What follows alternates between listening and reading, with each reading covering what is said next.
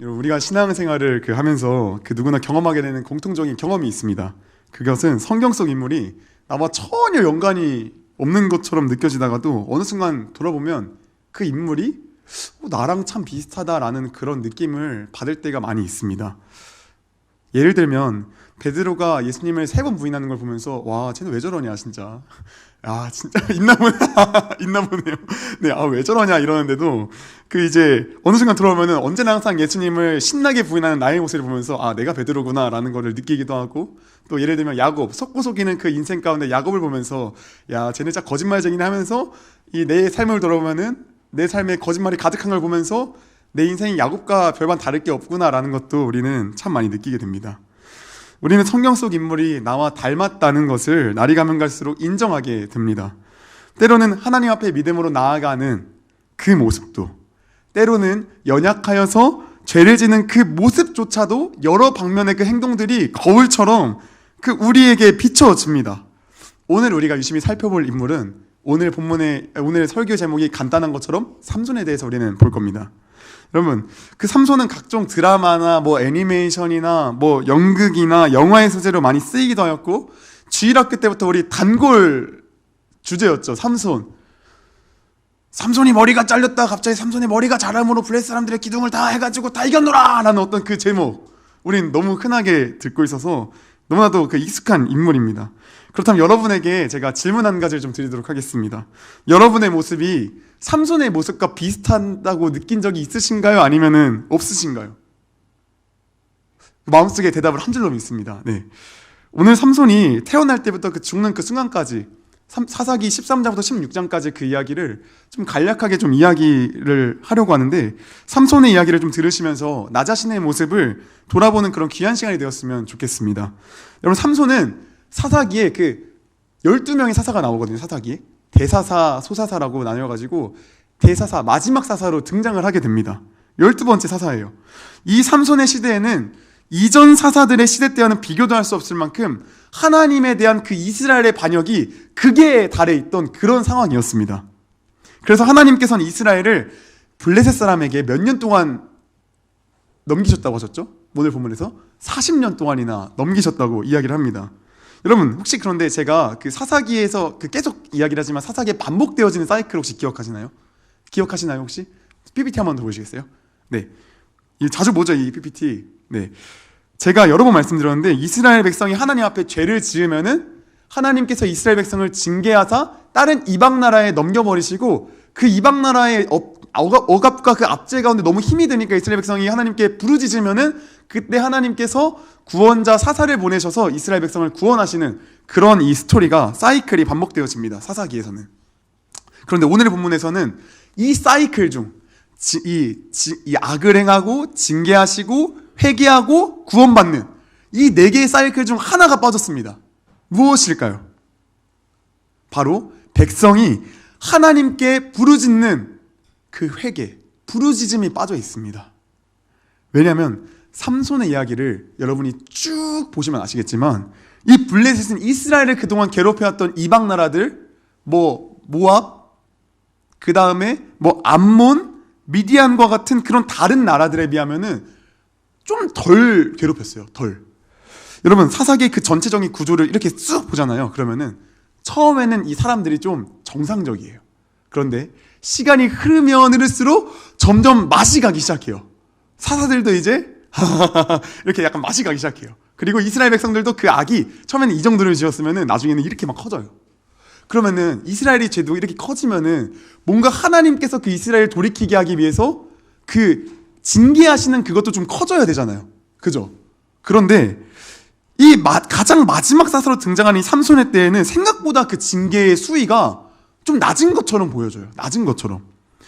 여러분, 오히려 이스라엘을 억압했던 민족 중에 미디안과 암몬 자손은 진짜 심하게 괴롭혔어요. 좀 곡식을 거두려면은 그냥 너희 먹으려 했어? 그거 안 돼. 내가 밟아버릴 거라면서 그냥 다 밟아버리고 이스라엘을 굶어 죽이려 했단 말이에요. 그 어느 때보다 사실 블레셋 때는 별로 그렇게 위협적으로 느껴지진 않아요. 그런데 알고 보면 그게 아니었어요. 사실 이스라엘은 어느 때보다도 가장 큰 위기에 지금 몰려 있는 상태예요. 왜요? 이스라엘은 여러분 군사적으로 정치적으로 억압당하지는 않았지만 그 무엇보다도 억압당했던 것은 블레셋 문화에 억압당하면서 그 문화에 서서히 잠식당하고 있었거든요. 여러분 40년이면은 가은이랑 은희가 이 나이를 합해도 아직 2년이 부족해요. 한 번 더 인생을 살면 이제 40년이 되는데 이 40년의 세월이 좀 길어요. 예전에 여러분 한 어르신이 이런 이야기를 하더라고요. 자기가 어렸을 때는 박정희가 대통령으로 16년 동안 있다가 죽었을 때 대한민국이 망하는 줄 알았다. 이런 이야기를 하시더라고요. 여러분 40년 동안 한 나라의 지배를 받잖아요. 40년 동안. 그러면은 그게 내 조국이 되는 거예요. 인식이. 그게 당연한 게 되는 거예요. 그들의 문화가 내 문화가 되는 거예요. 그들의 종교와 유일신 여호와 신앙이 짬뽕되어서 어디로 가냐면 다실론으로 향하는 거예요. 삼손의 시대의 유일신 여호와 신앙은 바람 앞에 그 촛불가도같이 이렇게 휘청휘청거리는 그런 아주 위험한 그런 상황에 노출되어 있는 거예요. 여러분 이런 급박한 상황 가운데 갑자기 장면이 바뀝니다. 이스라엘의 한 여인에게로 그 장면이, 영화의 그 장면이 이동을 합니다. 이 여인은 임신하지 못하는 그런 여인이었는데 그녀에게 하나님의 천사가 갑자기 등장하는 뜬금없이 자녀를 약속하세요. 자녀를. 그런데 이 자녀는 그냥 자녀가 아니라 천사가 말하기를 모태에서부터 이미 하나님께 바쳐진 나실인이다 라는 거예요. 여러분 이 나실인이라는 거는 민수기 6장에 등장을 하는데 이 나실인은 뭐냐면은 남녀 상관없이 일정 기간 동안 혹은 평생 동안 하나님께 더욱 헌신하기로 결단한 사람을 이야기하는데 이 사람들이 의무적으로 지켜야 하는 3가지 조항이 있었어요. 3가지 조항. 그것이 무엇이냐면 딱 이겁니다. 첫 번째, 포도와 관련된 모든 것을 먹지 않는다. 그리고 두 번째, 머리 자르는 일을 금한다. 세 번째, 모든 시체를 만져서는 안 된다. 부정해지니까 이 3가지 조항을 지켜야 합니다. 이런 것을 이행하면서 하나님께 보다 더 헌신되고 구별된 삶을 사는 것이 나실인으로 서원한다고 이야기를 하는데 여러분 보통 이 나실인 서원은 성인이 자발적으로 해요. 자발적으로. 여러분과 같은 나이에 하나님께 뭔가 좀 더 하고 싶은데 하나님 제가 이때부터 이때까지 나실인으로 하나님께 좀 더 거룩한 인생을 살겠습니다. 구별되어진 인생을 더 살겠습니다. 헌신하는 거예요. 그런데 삼손은 뭐라고요? 삼손은 모태에서부터 이미 하나님께 바쳐진 나실인입니다. 왜 하나님께서 그를 나실인으로 세우셨냐면 성경은 뭐라 이야기하냐면은 그가 블레셋 사람의 손에서 이스라엘을 구원하기 시작하리라 라는 이름 때문에 이것 때문에 나실인으로 모태에서부터 하나님께 드려집니다. 바쳐집니다. 여러분 불임의 여인은 자녀를 달라고 기도하지 않았고 이스라엘도 하나님께 구원해달라고 부르짖지 않았으나 하나님은 여전히 이스라엘을 사랑하셔서 불임의 여성 가운데 그 아이를 기적적으로 잉태되게 하십니다. 그리고 그 아이는 하나님께 선택하사 하나님만 섬기도록 구별된 자로 세우시며 하나님의 모든 축복을 받는 그런 모든 영적인 혜택을 다 누린 게 삼손의 출생입니다. 어느 사사에게도 하나님께서 이렇게 복을 주시고 여호와의 영이 감동하기까지 한 사사는 없었어요.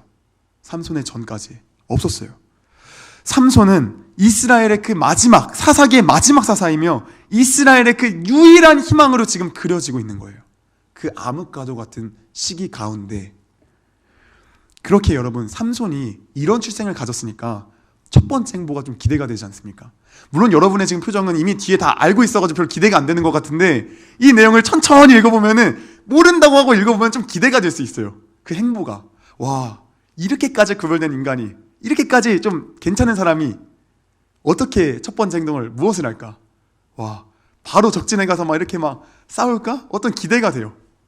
여러분 성경에 기록된 삼손의 첫 번째 행동은 무엇이냐면 블레셋 도시인 딥나로 내려가는 거예요. 14장 1절에 이렇게 기록되어 있습니다. 삼손이 딥나에 내려가서 여러분 여기까지만 읽으면은 뭔가 삼손이라면 적의 적진에 도착하자마자 적을 괴멸시키고 이스라엘을 구원하는 그런 행동을 막 할 것 같은데 딥나로 가서 하는 행동이 우리의 예상과는 전혀 달라요.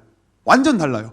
어떤 행동을 했냐면은 그 뒤에 뭐라 나오냐면은 14장 그 1절 후반부에 거기서 블레셋 사람의 딸들 중에서 한 여자를 보고 좀 이상하지 않나요?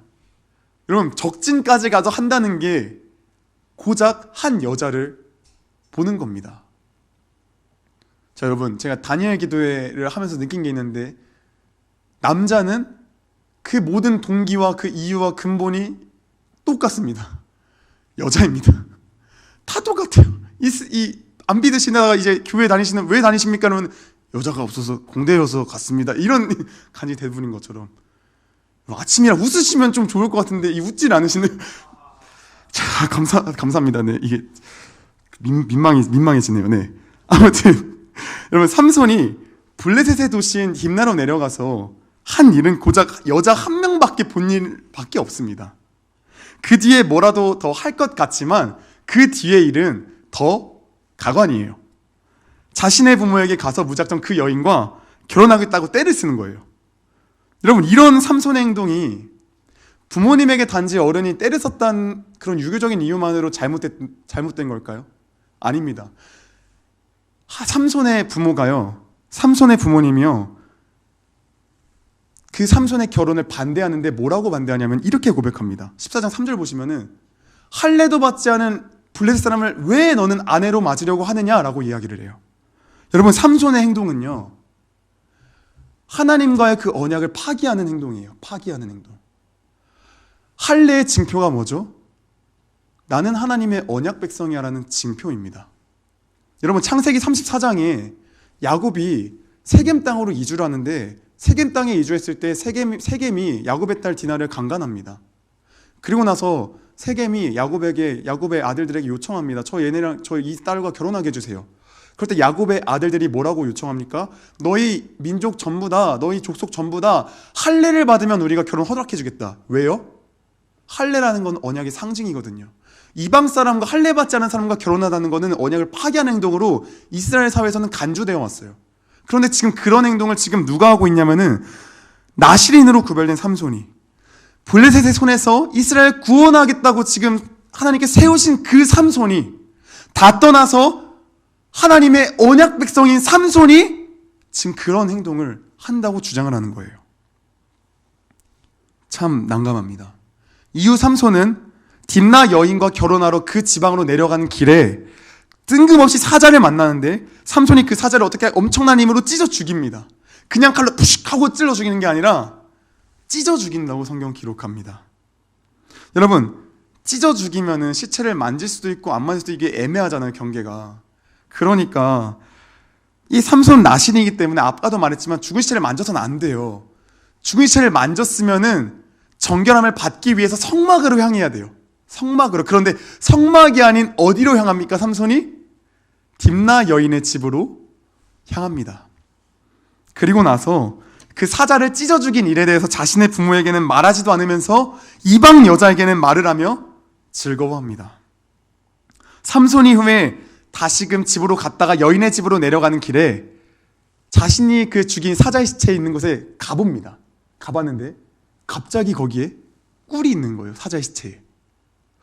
그런데 여러분, 재미난 것은 성경에는 꿀벌과 이 벌과 벌떼와 꿀이 있다고 고백합니다. 기록합니다. 왜일까요? 삼손이 그 시체에 손을 뻗지 말라는 거죠. 벌떼가 있으니까 그 위험 장치를 둔 거죠. 그래서 삼손은 어떻게 합니까? 벌떼가 있던 말던, 나실인으로서 시체를 건들면 안 되지만 시체를 건들던 말던 꿀이다. 먹어야지 이러면서 먹으면서 갑니다. 그리고 이 꿀을 나 먹긴 아깝네, 엄마 아빠 줘야지 이러면서 엄마 아빠도 줍니다. 그 부정함을 삼손의 부모도 모르게 전가시켜버립니다. 여러분, 삼손은 나신의 서원을 아무렇지 않게 지금 깨버리고 다닙니다. 룰 브레이커예요, 완전. 그 뒤에 있는 일은 더 가관입니다. 여러분, 삼손은 딥나 여인과 결혼을 하게 되는데, 이 당시에는 블레셋 문화에서는 이 결혼이 하루 만에 끝나는 게 아니라 결혼 잔치가 좀 오래 이어졌어요. 그래서 결혼 잔치에서는 블레셋 젊은이들의 그 관행이 무엇이냐면은 그냥 잔치가 아니라 술 잔치를 벌이는 게 그 관행이었어요, 그 당시에. 그래가지고 결혼식에서 삼손이 어떻게 했냐면은 술 잔치를 베풀었어요, 그들 가운데. 나실인으로서 술을 멀리해야 하는 그 삼손이 이방 사람의 관습을 따라 술 잔치를 연 겁니다. 그리고 삼손은 거기서 블레셋 사람과 내기를 합니다. 자, 내가 수수께끼를 낼 건데 너희 30명 블레셋 사람, 너희 30명이 내 수수께끼를 맞추면은 내가 너희 한 명 한 명한테 옷 세트로 한 번씩 다 줄게. 그 대신 너희가 수수께끼 그 기한 안에 못 맞추면은 너희 한 명씩 나한테 그거 다 줘. 알겠지? 내기하는 거야. 내기가 시작되었습니다. 위험한 내기가 시작되었습니다. 그런데 수수께끼가 이제 시작되는데 풀려고 아무리 애를 써도 풀리지가 않는 거예요. 그래서 블레셋 사람이 어떻게 했냐면은 삼손의 아내 딥나 여인에게 가가지고 협박을 합니다. 너 삼손에게 가서 그 정답을 안 알아내면은 너희 집 다 불질러 버릴 거야. 그러자 딥나 여인이 삼손에게 가서 쫄라가지고 정답을 알아낸 다음에 그들에게 정답을 유출합니다. 그렇게 삼손은 수수께끼에서 지게 됩니다. 여러분, 수수께끼 지게 돼가지고 30벌의 옷을 선물해야 되잖아요. 내게 졌으니까 줘야 되잖아요.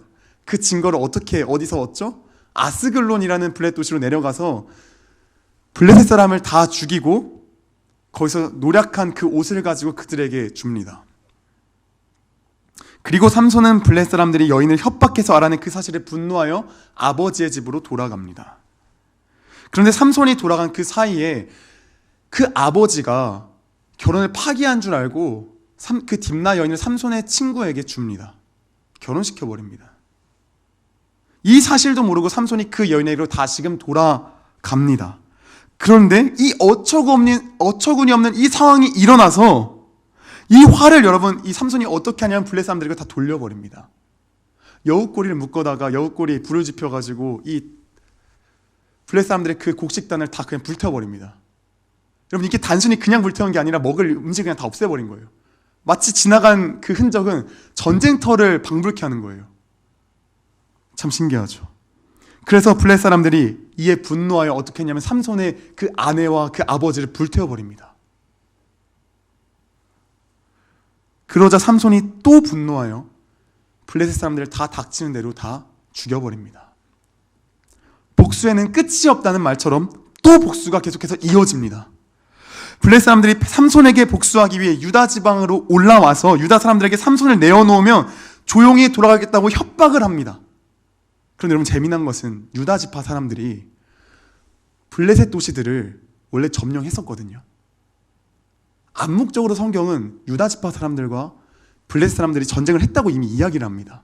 그런데 그렇게 용맹했던 그 유다 지파 사람들이 이 삼손을 넘겨달라고 블레셋 사람이 요청하니까 뭐라고 하는지 아십니까? 줄게. 하나님께서 임명한 그 사람 사사 삼손을 자신들의 손으로 묶어서 넘깁니다. 하나님의 사사가 지는 것 같은 이상한 그림이 펼쳐집니다. 그런데 갑자기 무슨 일이 일어나죠? 여호와의 영이 삼손에게 빡 임하시더니 갑자기 그 밧줄을 그냥 빡 풀어내고 앞에 나귀 턱뼈가 보이자마자 잡고 1000명을 그냥 막 후드려 죽이기 시작합니다. 1000명을 죽입니다. 여러분, 삼손이 어떻게 사자를 찢어 죽일 수 있었습니까? 삼손이 어떻게 1000명이나 되는 블레셋 사람들을 죽일 수 있었습니까? 여호와의 영이 임하여서. 여러분, 하나님이 삼손과 함께 하시기 때문에 사자를 찢어 죽일 수 있었고, 그 다음에 나귀턱뼈 하나로 블레셋 사람들을 1000명을 죽일 수 있었습니다. 머리가 길어서가 아닙니다. 하나님이 그와 함께 하시기 때문에 가능했습니다. 그렇다면 여러분, 삼손이 누구에게 영광을 돌려야 당연한 이야기일까요? 여러분, 이거는 영화 유튜브에 뭐 예섭이나 은율 얘들한테 물어봐도 다 알아요. 삼손은 하나님한테 돌려야 지금 이치가 맞아요. 지금 앞뒤가 맞아요. 그런데 삼손이 지금 누구에게 영광을 돌리냐면은 자기 자신에게 영광을 돌립니다. 사사기 15장 16절을 보시면 이렇게 기록되어 있어요. 이로써 이르되 나귀의 턱뼈로 한 더미 두 더미를 쌓았음이며 나귀의 턱뼈로 내가 1000명을 죽였도다 하니라. 삼손은 그 힘의 원천이 하나님이 아니라 자신의 것인 줄 착각하며 살았습니다. 그리고 이후에는 여러분이 너무나도 잘 아시는 내용이에요. 삼손은 들릴라라는 블레셋 여인과 사랑에 빠져서 자신의 그 힘의 비밀을 다 이야기합니다. 그래서 그 힘의 비밀 때문에, 알려진 것 때문에 머리가 잘리고 두 눈이 뽑혀서 블레셋 사람에게 잡혀갑니다. 다곤 신전에 끌려갑니다. 거기서 곡식 이렇게 빻는 그 맷돌 좀 돌리다가 거기서 조롱거리가 되고 비웃음거리가 되고 재롱 부리다가 마지막에 삼손이 정신 차리고 하나님께 힘을 구하여서 자멸을 하고 삼손 이야기는 마무리가 됩니다. 여러분, 사사기 13장부터 16장까지 4장에 걸쳐 쓰인 이 삼손의 이야기를 나름 간략하게 이야기를 해보았습니다. 여러분, 삼손의 이야기를 들으시면서 어떤 생각을 하셨나요? 아까 삼손의 이야기 잠깐 생각해보면서 나랑 닮았다고 그 답이 있죠? 나랑 닮았는가 삼손이? 여러분, 어떻게 생각하십니까? 무슨 생각이 드나요? 여러분의 모습과 삼손의 모습이 비슷합니까? 어떻습니까? 여러분, 제가 보통 설교 준비를 할 때 하는 일이 가장 먼저 하는 게 뭐냐면은 제가 큐티 본문을 가지고 이제 설교를 하잖아요. 그러다 보니까 제가 가장 먼저 하는 일은 오늘부터 이제 토요일까지, 주일부터 토요일까지 그 큐티 본문을 먼저 싸그리 다 읽습니다. 그 읽은 다음에 그 가운데서 마음에 감동이 오는 그 본문을 가지고 설교를 이제 준비합니다. 여러분, 그런데 이번 주에 삼손 이야기가 어디부터 어디까지 있었냐면은 주일부터 금요일까지가 모조리 다 삼손 이야기인 거예요. 사사기 13장부터 16장까지가 삼손 이야기다 보니까 너무 길다 보니까 큐티의 그 이번 주에 전부가 삼손인 거예요. 그래서 이거를 건너뛰고 싶었지만 이걸 뛰어넘기엔 여기 분량이 너무 많다 보니까 여기를 집중적으로 포커싱해서 읽을 수밖에 없었는데, 여러분, 이걸 다 읽으면서 삼손 이야기를 읽어보니까 이해가 안 되는 거예요. 내가 뭐 잘못 읽었나 하면서 다시금 읽어도 똑같은 거예요. 제가 이 삼손 이야기를 보면서 뭔 생각 들었냐면, 얘는 뭐지? 아니, 삼손이 원래 이렇게 맛이 가 있었나? 아니, 원래 좀 괜찮은 사람 아니었나? 원래 이런 애였나? 분명히 전에 읽었을 땐 이렇게까지 맛간 사람은 아니었는데 도대체 어떻게 이런 사람이 사사지? 물론 사람이 좀 실수할 수도 있고 넘어질 수도 있고 뭐 그런 건 맞는데 삼손은 진짜 좀 심한 거 아닌가? 제가 삼손 이야기를 들으면서 이런 생각이 들었습니다. 여러분, 저는요 납득이 안 가는 거예요. 이걸 읽으면서 납득이 안 되는 거예요. 스스로 너무 납득이 안 돼서, 하나님의 사사라면 그 삼손의 출생 이야기를 우리 봤잖아요. 나실인으로 선별되었고 모태에서부터 들여졌고 하나님께서 이미 선포하셨잖아요. 이 사람은, 태어날 아이는 이스라엘을 블레 사람의 손에서 구원할 아이야 라고 선포하셨잖아요. 그렇게 선포하셨는데 이 본문을 쭉 읽어보면 납득이 안 가는 거예요. 삼손의 행동들이. 모레를 하루 동안 계속 제가 고민을 해봤는데 아무리 고민을 계속 해봐도 답이 안 나오는 거예요. 여러분, 삼손의 이야기가 화가 날 정도로 답답한 거예요. 왜 삼손은 이 정도밖에 안 될까? 왜 삼손은? 제가 다음날에 큐티를 하려고 하는데, 여러분, 여전히 삼손 이야기잖아요. 여전히 확 짜증이 나는 거예요. 여전히 이해가 안 되고 납득이 안 되니까 큐티를 막 하기 싫은 거예요. 정말 그래서 꾹 참고 큐티를 하는데 갑자기 문득 속에서 이런 생각들이 막 나오는 거예요. 2명이 갑자기 대화가 막 떠올랐습니다. 제 안에서. 야, 여기서 봐, 하나님께서 창세 전부터 한 사람을 위하여, 구원하시기 위하여 택하셨대. 그 한 사람을, 그 한 사람 구하시려고 택하셨대, 창세 전부터. 그런데 하나님께서 그 한 사람을 위해서 자신의 하나뿐인 아들 독생자 예수를 이 땅에 보내셔서 십자가에 못 박혀 죽는 것을 허락하셨대. 그리고 성자 예수는 성부의 뜻에 순종하여 하늘 권세와 하늘 영광을 버리고 그 한 사람을 위해 내려오셨대. 그리고 그는 자신의 피조물에게 온갖 조롱과 멸시를 당하면서도 그 한 사람을 살리시기 위해 참으시고 인내하셨대. 더 대박은 뭔지 알아? 그는 그 한 사람 살리시기 위해서 십자가에서 최선을 다해 죽으셨대. 와, 야, 그 사람이 뭘 했길래 그래? 야, 그 사람 진짜 대단한 일 좀 했나 보네? 아니, 그 사람 맨날 지멋대로 살아. 내가 그 사람 진짜 그 어제 좀 제대로 산다고 하나님 앞에 고백하는 거 봤거든? 근데 내가 그 사람 쫓아가서 보니까 그 사람 여전히 자기 마음대로 살더라. 여전히 성적을 사랑하느라, 자기 자신을 사랑하느라, 사람을 사랑하느라 음란 쾌락을 사랑하느라, 돈을 사랑하느라, 명예를 사랑하느라, 그런 헛된 것들만 사랑하느라 하나님께 한 고백은 하나도 기억 못하더라. 야, 그 사람 진짜 미쳤네. 그 사람이 누군데? 나, 속녀서. 삼손보다도 더한 놈, 속녀서. 여러분 좀 매칭이 좀 되십니까? 저는 개인적으로 삼손을 읽으면서 화가 치밀어 오르고 답답했던 것은 분명히 13장에서 삼손의 출생 부분 엄청난 인물을 기대하고 바라게 하는데 막상 그 인물이 하는 짓을 보면 어떻죠? 막장이에요. 완전 막장이에요. 이거는 그냥 막장도 아니고 초막장이에요. 진짜. 왜 제가 삼손을 보면서 불편했는지 아십니까? 왜 제가 삼손 이야기를 보면서 계속 마음이 불편하고 힘들었냐면 제 이야기니까요. 삼손의 그 전부 스토리가 제 이야기니까요. 그래서 불편했던 거예요. 저는요, 삼손이 좀 멋있게 신앙생활 하기를 바랐어요.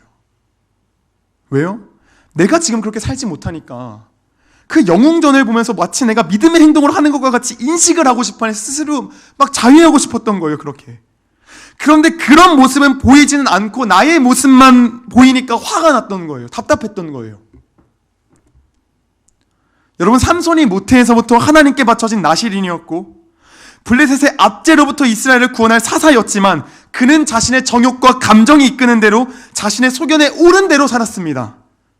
우리도 마찬가지입니다. 예수께서 십자가에 못 박혀 죽으셔서 우리에게 주신 아무것과도 바꿀 수 없는 그 이름 하나 있지 않습니까? 그 이름. 그 이름이 무엇입니까? 그리스도인.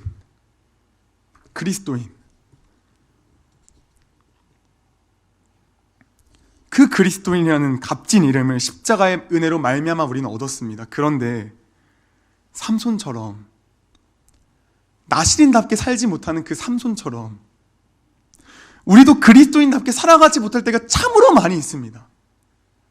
나의 소견에 옳은 대로 살아가는 그 순간들이 정말 너무나도 많이 있습니다. 그리스도인이라는 그 이름을 숨길 때가 쪽팔려서 많았습니다. 내게 조금이라도 손해를 끼칠 것 같으면 그 이름을 아무렇지 않게 숨겼습니다. 매 순간마다 죄와 타협하고 매 순간마다 죄와 싸우지 아니하고 그냥 넘어졌습니다. 음란함에 넘어졌습니다. 시기 질투 미움에 사로잡힐 때가 참으로 많았습니다. 돈과 명예의 마음을 빼앗겨서 살아가는 순간들이 너무나도 많았습니다. 내가 하는 그 모든 것들 처음에는 주의 영광을 위해서 한다고 하였지만 어느 순간 삼손처럼 나의 소견에 옳은 대로 그대로 우리는 행하며 살았습니다. 이것이 맞겠지, 이것이 맞겠지, 이것이 맞겠지 하며 나의 소견에 옳은 대로 우리는 살아왔습니다. 말씀과 기도하지 아니하고 나의 소견에 옳은 대로 내 간섭과 내 생각과 내 뜻대로 내 문화대로 살아왔습니다. 세상에 없어질 것들에 내 마음을 빼앗기며 살았습니다. 걱정과 두려움에 사로잡혀서 앞을 바라보지 못하고 밑에만 바라보면서 땅밑만 바라보면서 패배자처럼 살아왔습니다. 여전히 삼손처럼 우리는 그 은혜를 모르며 살아왔습니다. 사랑하는 여러분, 여러분에게 질문합니다. 여러분은 삼손이십니까? 아닙니까? 삼손의 모습에서 여러분의 모습이 보이십니까? 아니면 안 보이십니까? 강요할 수 없어요, 여러분. 이건 제가 하나님의 은혜로 말미암아 그 성경 속 인물이 나에게 비춰줘야 됩니다. 여러분, 그래서 참 그 단순했던 그 말씀들, 신약 성경에서 여러분이 너무나도 잘 알고 있는 요한복음 4장에 등장하는 그 사마리아 여인 기억하십니까? 너무 잘 알죠, 여러분들. 각 사람마다 그 이야기 모르는 사람 없죠. 우물가에 물 들어갔다 예수님 만나가지고 자신의 것 다 고백하고 물두멍이 버리고 그 가서 예수 전하는 그 내용들 다 아시죠? 그 여인이 나입니다. 하나님께서 은혜를 주시면 그 여인이 나로 보입니다. 여전히 목말라서 수많은 것들 가운데 허무한 것들을 채우려는 나의 모습을 우리는 바라봅니다. 사랑하는 여러분, 만약 우리 자신의 모습이 삼손과도 똑같이 느껴진다면, 깨달아진다면, 나의 지난 행동들이 너무나도 역겨워서 토가 나올 것 같다면 오늘 우리는 담대하게 십자가를 바라봐야 합니다. 그 십자가의 은혜를 바라봐야 합니다. 다른 것들은 바라봐서는 안 됩니다. 전도사를 바라봐서는 안 됩니다. 선생님들을 바라봐서는 안 됩니다. 돈을 바라봐서는 안 됩니다. 명예를 바라봐서는 안 됩니다. 온갖 그 세상의 것들을 바라봐서는 안 됩니다. 오직 십자가만을 바라봐야 합니다. 여러분, 이스라엘의 그 우상숭배의 그 재밌는 게 뭔지 아세요? 이스라엘이 우상숭배를 인하여서 하나님께 징계를 받았는데, 재미난 사실은 우리는요 그 우상숭배로 인하여서 힘이 드는데, 힘이 들면 그 우상숭배를 버리고 나아가야 되는데, 우리는 날마다 우상으로 인해서 괴롭으면서 날마다 그 우상을 더 깊게 잡으려고 애를 씁니다. 그 우상 때문에 힘이 드는 건데, 그 우상을 버려야 하는데, 그 힘이 드니까 우상을 더 굳게 잡으면서 그 우상에게 매달립니다. 여러분, 십자가를 바라봐야 합니다. 다른 길은 없습니다. 오직 십자가를 바라봐야 합니다. 나의 죄를 정결케 하시는, 의롭게 하시는 십자가를 바라봐야 합니다. 십자가만이 우리의 유일한 답입니다. 다른 길은 없습니다. 오직 십자가, 그것만 바라봐야 합니다. 여러분, 삶에서 우리가 얼마나 정죄를 많이 합니까? 사람들에게. 저 사람 저래, 저 사람 저래, 저 사람 저래. 참, 우리 그거 아세요? 여러분, 대화가 안 되잖아요. 대화 잘 되는 방법 하나 알려드릴까요? 남을 까면 대화가 그렇게 잘 돼요. 그렇게 재밌어요. 여러분, 삼손을 보면서 저는 마음껏 정죄했습니다. 그런데 그 삼손이 나였습니다. 그래서 우리는 정죄할 수 없습니다. 그 모습이 내가 안 될 거라는 확률이 없기 때문에 정죄할 수 없습니다. 로마서 8장 1절에 뭐라고 기록되어 있습니까? 정죄함이 결코 없나니. 그러므로 이제 그리스도 예수 안에 있는 자에게는 결코 정죄함이 없나니. 아멘. 사랑하는 여러분, 우리는 말씀을 바라볼 때마다 나의 죄인됨을 바라봅니다. 나의 죄인됨을 바라봄으로 남을 정죄할 수 없습니다. 여러분, 결코 정죄함이 없습니다. 다시 그 십자가로 나아가면 됩니다. 그 십자가의 은혜로 나아가면 됩니다. 이번 주 제가 살면서 참 이 말씀, 이걸 깨달으면서 진짜 참 많이 울었습니다. 아, 십자가가 이래서 은혜구나. 이래서 십자가가 은혜구나. 십자가로 돌아가서 다른 사람 정죄하는 거 이제 그만하고, 다른 사람 까면서 나를 높이려는 그 잣대를 이제 다 그냥 벗어 던지고, 아무 잣대 없는, 모두가 다 죄인인 하나님의 은혜로 말미암아 십자가에서 의인으로 칭함받는 그 자유함으로 우리 살아갑시다. 우리 입술을 조심합시다. 침묵합시다. 남을 조금이라도 비방할 것 같으면 입을 닫읍시다. 참 날마다 옛날부터 느끼는 게 그거예요, 여러분. 남을 까면요 이야기가 재밌어요, 진짜. 남을 까면요 이야기가 막 전보다 막 그 분위기도 막 후끈후끈해지고 재밌어요. 그런데 조금 대화 안 하면 어떻습니까? 조금 입을 멈추면 어떻습니까? 다른 사람 정죄해서는 안 됩니다. 물론 정죄할 수 있지만 멈춰야 됩니다. 이제는 우리 입술을 닫아야 됩니다. 침묵해야 합니다. 축복의 말을 해야 합니다. 사랑의 말을 해야 합니다. 삼손의 이야기를 바라보시면서, 십자가를 바라보시면서 다시금 결단하며 나아가는 우리 사랑하는 중고등부 모든 공체 되기를 간절히 소원합니다.